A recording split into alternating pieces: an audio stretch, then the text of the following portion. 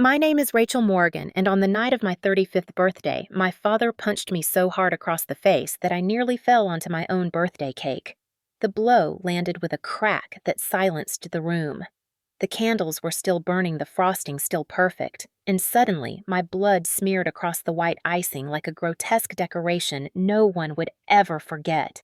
For a long second, no one breathed. I could feel every eye in the crowded living room locked on me, forks frozen halfway to mouths, wine glasses trembling in mid-air. My father, Robert Morgan, stood over me, his chest heaving, his fist still raised, his expression twisted with fury and dominance. He looked like a man who had waited years for this moment, who believed he had the right to humiliate me in front of the very people who should have celebrated me. My cheek burned, my ears rang, but the worst pain came from seeing my daughter Lily's face. She screamed, "Mom, stop! He is hurting you!" Her voice cracking into the silence. 14 years old, and suddenly the only brave soul in a room full of cowards. My mother, Elaine, gasped but clutched the table as if glued in place. My brothers Daniel and Mark stared in wide-eyed shock, caught between loyalty and fear. Aunt Carol whispered, "Dear God," while fumbling with her phone, torn between calling for help and capturing proof. Some guests actually raised their phones instinctively, filming the blue glow of their screens, turning my nightmare into spectacle. That was the world we lived in, where even violence became something to record before anyone dared to intervene. My father's voice roared, breaking through the paralysis. "Sit down, all of you," she provoked me. This is what happens when she defies her own blood. His words rattled the air, dripping with the same venom he had used all my life. He pointed at me like I was no longer his daughter, but an enemy to be crushed. "Sit down, Rachel. Apologize right now, or you will regret it." The room shook with tension. My hands trembled as I touched my cheek, feeling the hot swelling, tasting blood at the corner of my mouth. Every instinct screamed at me to shrink back, to endure as I had endured countless times before. But then I saw Lily again. She was on her feet, fists clenched, tears streaking her face, but her eyes blazing with fire. "Do it again, Grandpa, and everyone will see who you really are." Her defiance pierced me like lightning. The cameras still recording the family, still silent, the weight of decades pressing on my shoulders, and for the first time in my life, I refused to bow. I straightened in my chair, my voice trembling but cutting through the suffocating silence. "You hit me on my birthday, Dad, in front of your grandchildren, your siblings, your neighbors. Everyone saw it. You cannot erase this." He sneered. "You always push too far, Rachel. You deserve it." But his words no longer carried power. The spell was broken. Gasps spread across the room. Even Daniel muttered under his breath, "Dad, what are you doing?" The fear that had ruled us all for decades cracked in that instant. And then, something shifted deep inside me. The sting of his fist was nothing compared to the storm rising in my chest. For 35 years, I had carried shame, silence, and scars hidden under sleeves. Tonight, the truth was boiling out, and there was no stopping it. Lily's hand slipped into mine, steady and strong. She whispered, "It is time, Mom. Time to end this."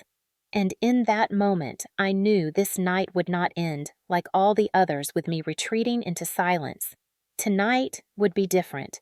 Tonight, my father's secrets would bleed into the open, torn from the shadows by the very granddaughter he had underestimated. Little did he know that the punch meant to silence me would instead ignite a fire that would consume his legacy and change our family forever.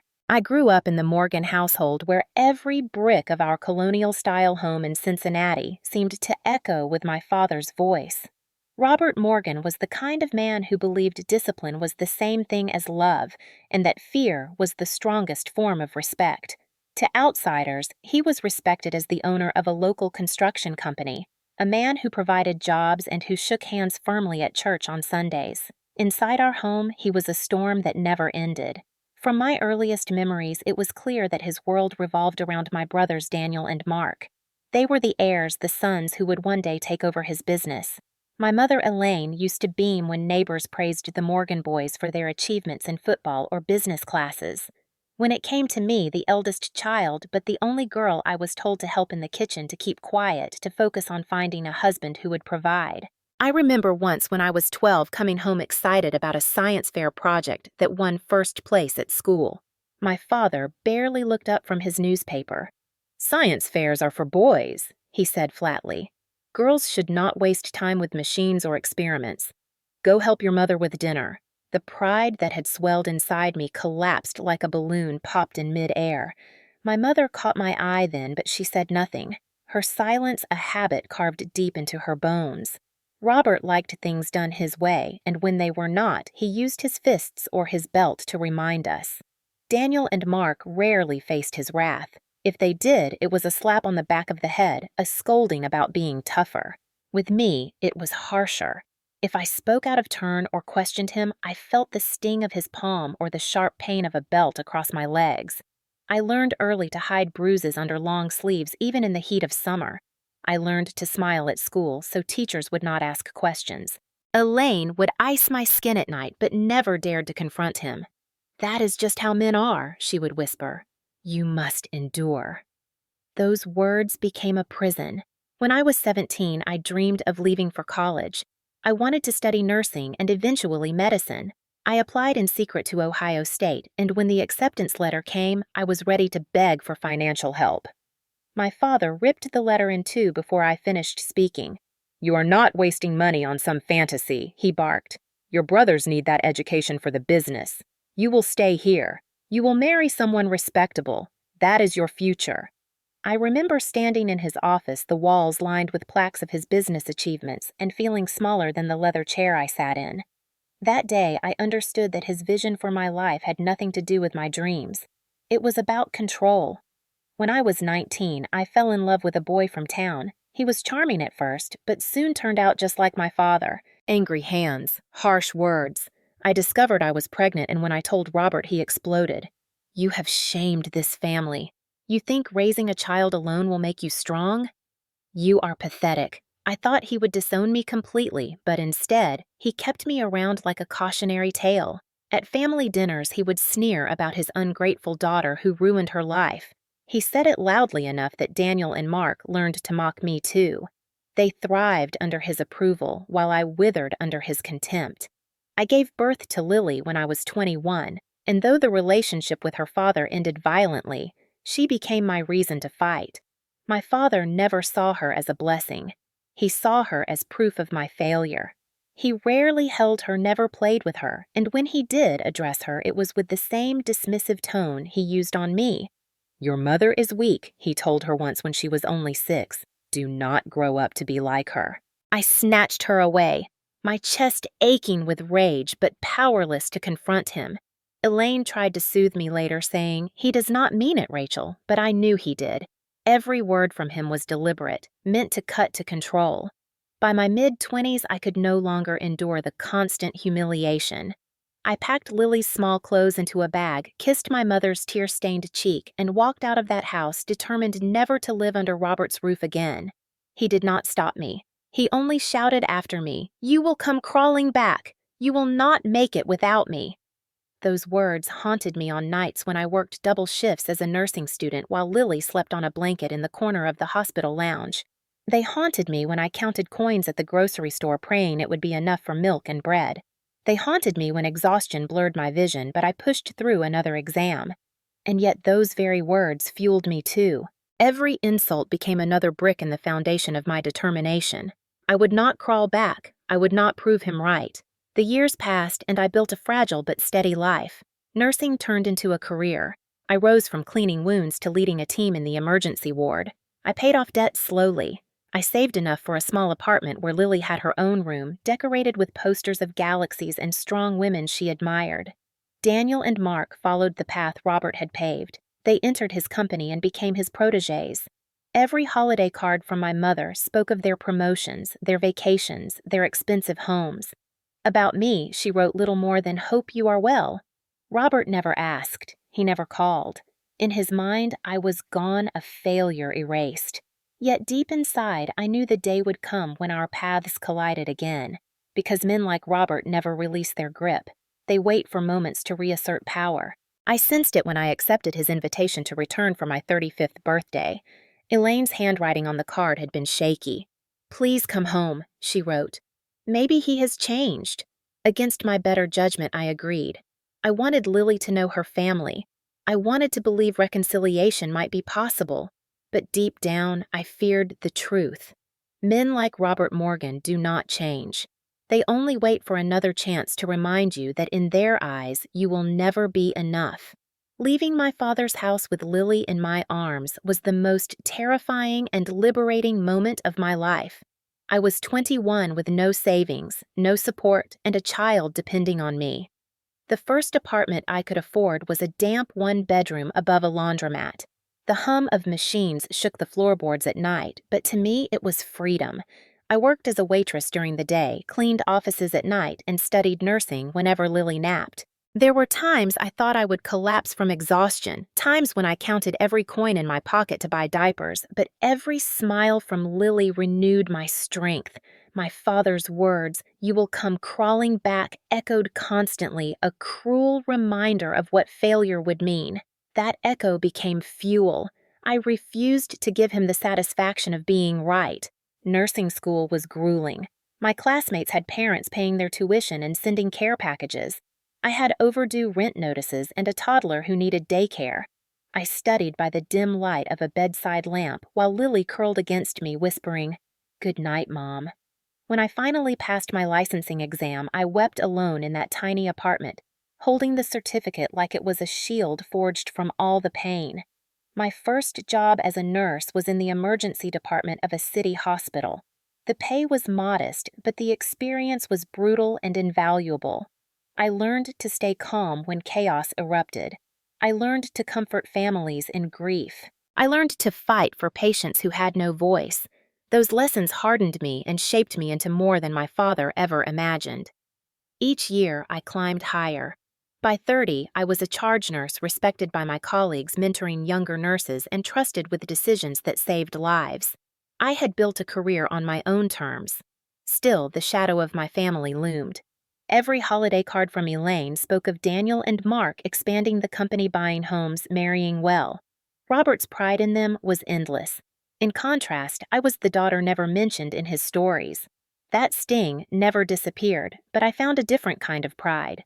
Lily was growing into a brilliant teenager. She loved science, asked endless questions, and excelled in school.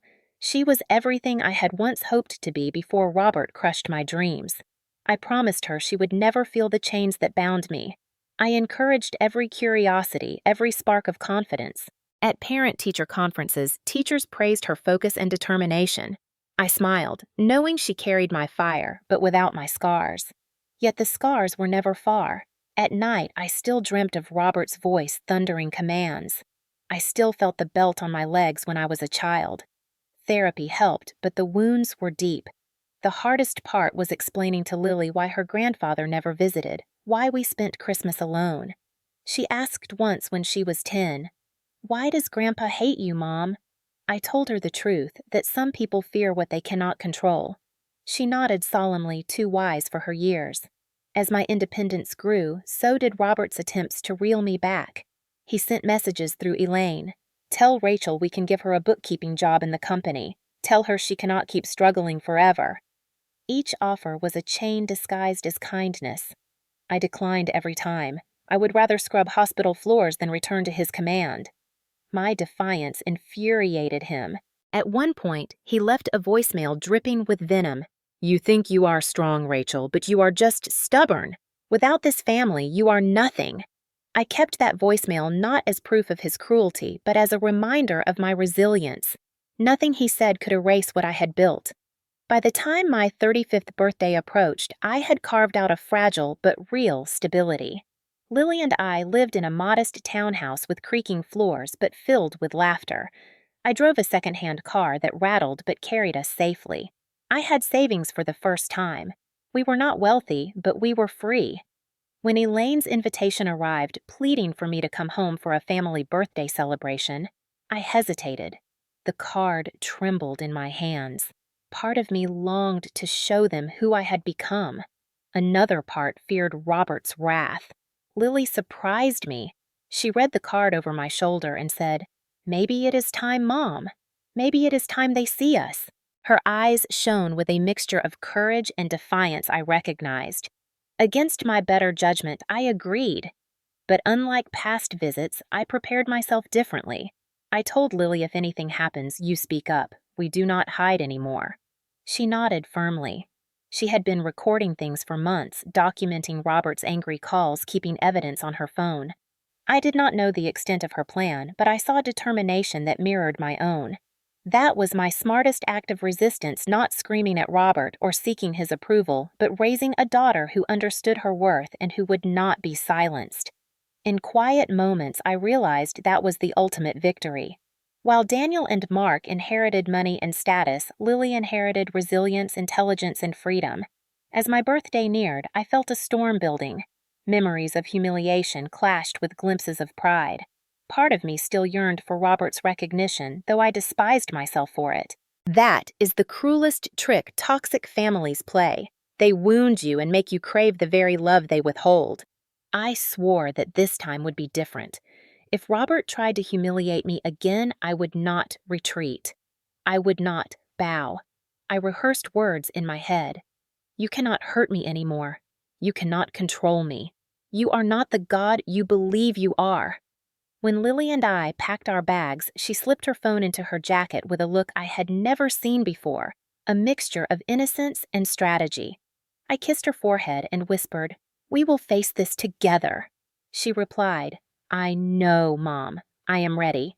What I did not realize was just how ready she was and how her courage would soon outshine mine. The night of my 35th birthday should have been a moment of joy, a small chance at reconciliation, a fragile hope that maybe the past could be softened. Instead, it became the stage for my father's violence to erupt in front of every relative, neighbor, and family friend. The house looked exactly as it had in my childhood, strung with cheerful lights and filled with the smell of roast beef and buttered rolls. Elaine greeted me at the door with trembling hands and whispered, "I am so glad you came." Daniel and Mark stood proudly near the fireplace, already telling stories about company profits. Their wives smiled politely, their children huddled over glowing phones. Robert sat in his armchair like a king on a throne, his gaze cold and assessing, as if weighing how much power he still held over me. Lily squeezed my hand, and we walked into that room together, two figures against a wall of judgment. Dinner was served with stiff politeness. I asked about my nieces and nephews, about school and sports, trying to keep the mood light. Yet every time I spoke, my father interrupted with a cutting remark. When I mentioned working at the hospital, he snorted, "A nurse is just a maid in scrubs. Real careers build businesses and employ men." Laughter rippled from Daniel, though his eyes betrayed discomfort. Lily's jaw tightened, but she stayed silent. The food tasted like ash in my mouth. Halfway through the meal, Robert raised his glass and declared, "This family has thrived because my sons know how to work. They understand loyalty. Some people in this family chose defiance." His eyes drilled into me. They abandoned the family business, they embarrassed us, and yet they expect respect. The room went still. I felt every eye shift toward me. My hands shook, but I forced a smile and said, "I never asked for your respect, Dad. I only asked to live my own life." The words hung in the air like sparks about to ignite an explosion. Robert slammed his glass onto the table. "You dare speak to me like that in my house? 35 years old and still a disgrace." Without warning, he lunged from his chair, his fist flying before I had time to move. The impact on my cheek sent me reeling sideways.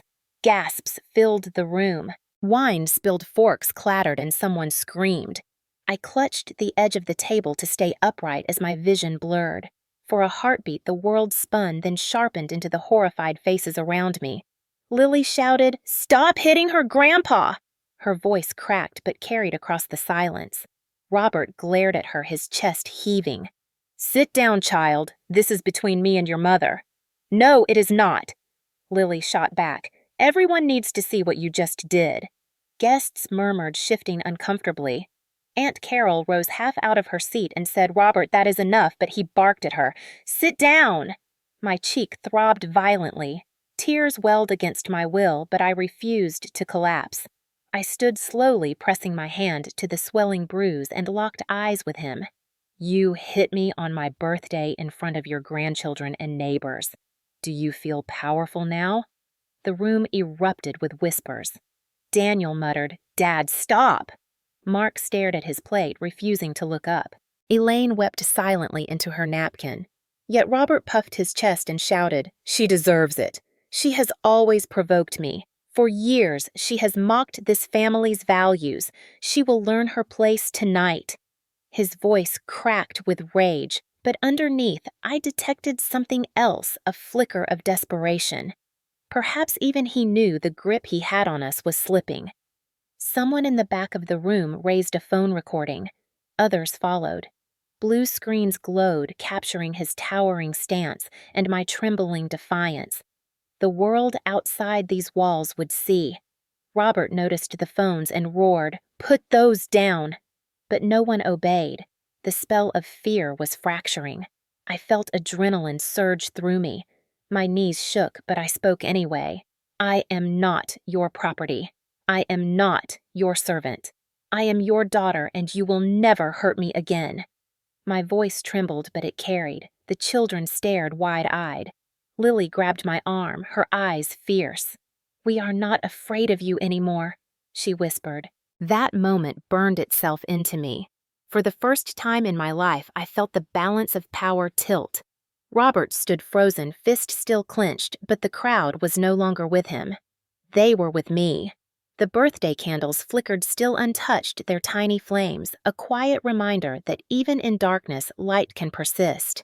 I wiped the blood from my lip, straightened my shoulders, and silently vowed this night would not end in silence. My father had thrown his punch, but soon the world would throw something back at him far stronger than he ever expected. The silence after my father's punch still hung heavy when Lily suddenly stood tall, her small frame vibrating with fury. She had tears streaming down her cheeks, but her voice cut like a blade. "Everyone needs to know what he has done." For a moment, no one moved, the older relatives whispering.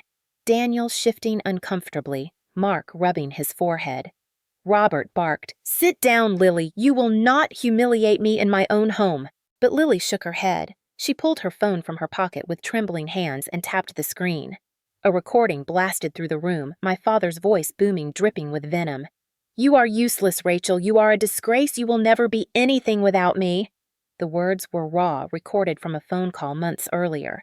Gasps spread through the guests. Robert lunged forward, but Lily held the phone, high defiance in her eyes. "That is not all, Grandpa." Her thumb swiped, and suddenly the television mounted on the wall flickered. The screen filled with shaky video clips. Robert's voice thundered from the speakers captured during nights he thought no one listened. Clips of him yelling the sound of objects crashing Elaine's muffled sobs, and even my own voice pleading for him to stop. One recording showed Lily at age 10 hiding in her room while Robert stormed through the hallway shouting curses. The words rattled the room with their cruelty. Guests turned pale, their mouths open in horror. Aunt Carol covered her face with her hands. A neighbor muttered, "I had no idea." Robert roared, "Turn it off right now." But Lily's chin lifted higher. "You always told us to respect you, Grandpa, but respect is not beating your wife or your daughter. Respect is not threatening your family. Everyone needs to see who you really are." My father's face twisted red sweat glistening on his forehead. He grabbed for the remote, but Daniel snatched it first, his hands shaking. "Dad, stop, this is too much." Mark finally looked up, his eyes darting between me and Robert. He whispered, "Did all this really happen?" I nodded, tears burning, but my spine straight. "Yes, every day of my childhood." The room buzzed with murmurs. Phones were raised again, recording every second. Lily stepped closer to the television. "That is not all," she said. "I sent copies of these files to a reporter. They are already online." Gasps, louder this time, erupted around the table. Robert staggered back as though struck. His carefully constructed image of a respected businessman and patriarch shattered before his eyes. Elaine clutched her chest, sobbing openly. Daniel swore under his breath. Aunt Carol whispered, "The whole town will know." Robert shouted, "You think anyone will believe a child? You think this family will survive your lies?" But Lily's voice grew stronger. "These are not lies. These are your words, your actions. You cannot hide anymore." The weight of her defiance stunned even me. My daughter, barely 14, had become the warrior I never dared to be at her age. Pride and fear surged together in my chest. Guests whispered fiercely. One man said, "We should call the police." Another murmured, "I cannot believe he did this to his own family." Robert grabbed a chair, his knuckles white. He shouted, "You are all fools. Without me, none of you would have anything." He glared at Daniel and Mark.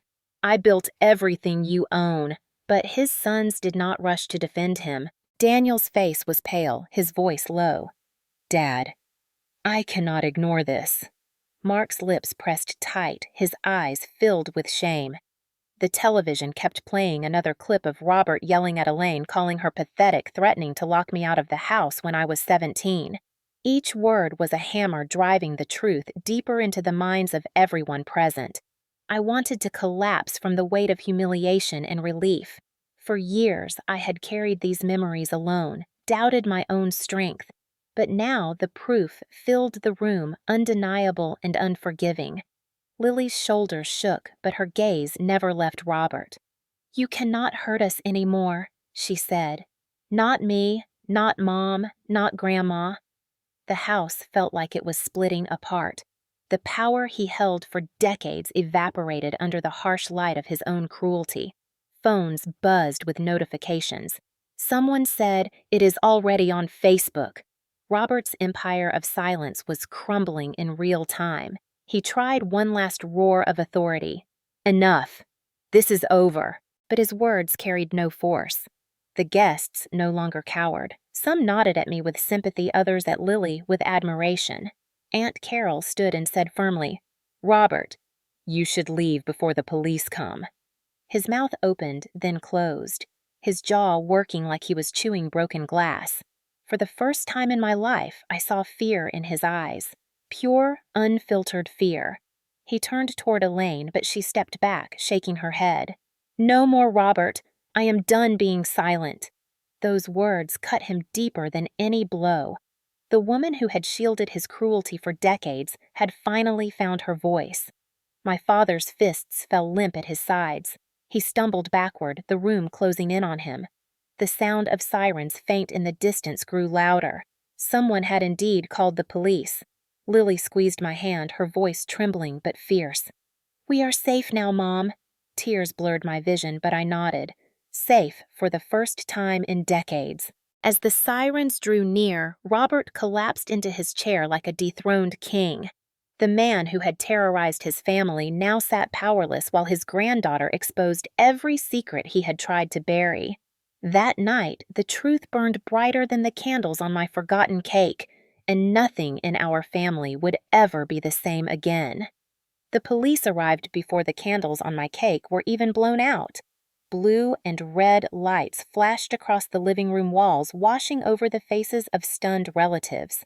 Officers stepped inside, and the room parted as though the air itself shifted. Robert tried to stand, puffing his chest like the patriarch he believed himself to be, but his knees buckled. An officer said calmly, "We received reports of domestic assault. Can you tell us what happened here?" A dozen voices spoke at once. Guests recounting the punch pointing at my swollen cheek, replaying Lily's recordings on their phones. Robert shouted, "Lies, all of you. She provoked me." "She has always provoked me." But his voice cracked under the weight of evidence. The officers moved toward him, their presence steady and unyielding. Elaine cried openly, her body shaking as she whispered, "I cannot cover for him anymore." That sentence hung in the air heavier than any accusation. For decades she had been his silent shield. Now even she had turned away. Robert's face contorted rage warring with desperation. "Do you understand who I am?" he demanded. The officer responded evenly. "Sir, you are under arrest for assault." His hands were pulled behind his back, the metallic click of cuffs echoing like freedom. Gasps and murmurs filled the room. Some relatives looked away ashamed. Others recorded. I stood frozen, my cheek throbbing, my mind racing. Lily's hand found mine again, grounding me. He was led out the front door while neighbors peered from across the street. The mighty Robert, always boasting of respect, dragged away like a criminal. It was both justice and tragedy. The following days unfolded like a storm. News spread quickly. The recordings Lily had uploaded reached thousands. Local papers ran headlines, "Business leader arrested at daughter's birthday party." My phone buzzed relentlessly with messages from strangers offering support, from old friends expressing shock, from journalists hungry for quotes. At the hospital, colleagues whispered when I walked by. Some hugged me fiercely. Some avoided eye contact. For the first time in my life, I was not just Rachel the nurse or Rachel the black sheep. I was the woman whose father's sins had been laid bare. Elaine called me in tears 2 nights later. "Rachel, I do not know what to do. He will be furious when he is released." I answered quietly, "He cannot hurt you anymore, Mom. You have to decide if you want to keep living under his shadow." Her sobs filled the line. "I am scared," she whispered. But beneath her fear, I heard something new, a faint spark of relief. Daniel and Mark were shaken. Daniel came to see me privately. He looked older, weighed down. "I am sorry, Rachel," he said. "I should have stopped him. I should have defended you years ago." His apology broke something inside me. The years of silence from my brothers finally cracked. "I told him I cannot change the past, Daniel, but you can choose differently now." He nodded, eyes wet. Mark sent no message, offered no words, but his silence was its own statement. Robert's bail hearing was chaotic. He stood in court raging about conspiracies, about betrayal, about his ungrateful daughter and scheming granddaughter. But the judge listened to the recordings, read the police report, and denied him release without supervision. For the first time, Robert was contained by forces larger than his temper. Watching him in court, I felt a strange mixture of pity and satisfaction. He looked smaller, diminished, his arrogance unraveling before the law. Lily sat beside me, her hand firm on my arm. She leaned over and whispered, "You are free, Mom." The words pierced me. Free. Something I had dreamed of but never fully believed possible. Yet freedom was complicated. Nightmares still clawed at me. I replayed the punch, the humiliation, the decades of silence. Healing would not come instantly, but for the first time it felt possible. The community reacted with division. Some neighbors expressed shock that they never suspected. Others confessed they always sensed something dark behind Robert's charm. A few business associates tried to defend him, but their voices faded as more recordings surfaced, evidence of verbal abuse and threats. The empire of respect he built collapsed brick by brick. Financial consequences followed. Clients severed ties, board members resigned, and within months, the company's reputation was in tatters. Daniel and Mark scrambled to salvage what they could. I watched from a distance, detached from the collapse of a kingdom I was never allowed to inherit. My focus was on Lily, on building stability from truth rather than control. Therapy sessions deepened. I confronted memories long buried, told stories I had never spoken aloud. Lily sometimes joined, sharing how she had hidden under blankets when Robert shouted how she recorded to protect me. Her courage humbled me. She had faced the monster I could barely confront. Our bond grew unshakable. One evening she asked, "Do you regret exposing him?" I thought long before answering. "No. I regret the years of silence, the years I let him dictate my worth. But I do not regret the truth." She smiled softly. "That is what I thought." Elaine visited us months later. She looked frail, worn, but lighter somehow. She sat at my kitchen table and whispered, "Thank you, Rachel." I never thought I would see him fall. I hugged her and for the first time felt no resentment, only sorrow for the woman who endured his cruelty even longer than I had. Not all wounds healed. Some relatives cut contact, accusing me of destroying the family legacy. Others distanced themselves quietly. But I no longer carried the weight of pleasing them. The only legacy I cared about was Lily's. 1 year later, on my 36th birthday, we lit candles together in our small townhouse. No guests, no lavish feast, just laughter and cake baked slightly uneven. When Lily sang Happy Birthday, I cried not from pain, but from gratitude. The scars on my cheek had faded, but the memory remained. It was not just the night my father struck me. It was the night he lost his power, the night my daughter became the voice of truth, the night silence was shattered forever. Robert remained under legal scrutiny, facing charges that stripped him of his titles and reputation. I heard from Daniel that he spent his days bitter and alone, muttering about betrayal. Perhaps one day he would feel true regret, but that was no longer my burden. My burden was lifting piece by piece. I had lived under the rule of fear for decades, but now I lived under the promise of choice. Every time Lily laughed, every time she excelled in school, every time she held her head high, I knew we had broken the cycle. I once believed my life was defined by his control. Now I knew it was defined by our resistance, our survival, and our courage. That was the real inheritance I passed to my daughter. And that was worth more than any empire Robert tried to build. When the dust finally settled, I often found myself sitting quietly at night reflecting on everything that had unfolded. The bruises on my face healed faster than the bruises inside, but with each day, the weight on my chest lessened. I realized that survival was not the same as living. For years, I had survived under Robert's shadow, believing obedience was the only way to keep peace. Yet that peace was hollow. True peace came only when the truth shattered the silence. I thought back to the birthday night when his fist connected with my cheek and I thought my spirit might break. Yet that very moment became the spark that ignited a transformation I never believed possible. Lily's courage gave me permission to finally breathe. She forced open a door I had been too afraid to touch. Reflection showed me that my father's violence did not define me. It shaped me, yes, but it did not own me. What defined me was the choice to rise in spite of it. I was not just the woman who endured, but the woman who resisted and eventually the woman who rebuilt. I began to see resilience not as an act of strength, but as an act of persistence one day at a time. Therapy helped, but so did the small, ordinary joys. Drinking coffee in silence, laughing at Lily's jokes, feeling safe in my own kitchen. Those simple moments were victories. They reminded me that life could exist beyond fear. My relationship with Elaine shifted too. We spoke more often than ever before. She confessed her regrets for staying silent, but I told her gently that survival had been her own way of coping. Blame no longer consumed me. Instead, compassion began to grow. She was not my enemy. She was another victim who finally chose truth over denial. That understanding set me free. I reflected also on the generational chains of silence. My father likely learned cruelty from his own upbringing, though he never spoke of it. But Lily's voice broke that chain. She refused to inherit fear. Watching her thrive gave me hope that cycles can be broken, that violence is not destiny. I saw strength in her that mirrored what I wished I had at her age. That realization did not bring bitterness but pride. She was the proof of change.